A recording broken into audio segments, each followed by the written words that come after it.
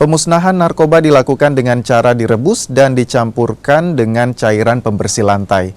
2 orang tersangka dari 2 perkara narkoba dihadirkan saat pemusnahan barang bukti sabu di halaman Mapolresta Palu. 2 paket sabu yang dimusnahkan masing-masing 1 paket dengan berat 1 kg dan 1 paket kecil berisi sabu. 1 perkara didapat saat akan dikirim ke Kabupaten Banggai dan 1 lagi dari rumah pelaku yang rencananya akan diedarkan di Kota Palu.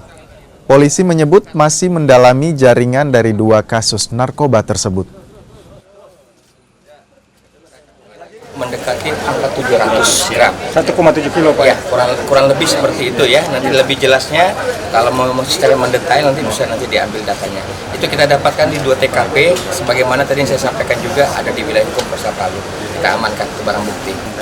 Kalau yang pertama memang kita dapat di sini ya TKP-nya di sini. Yang keduanya itu ini barang ini ditunggu ya. Dari Kota Palu kirim ke itu yang pertama. Itu yang pertama.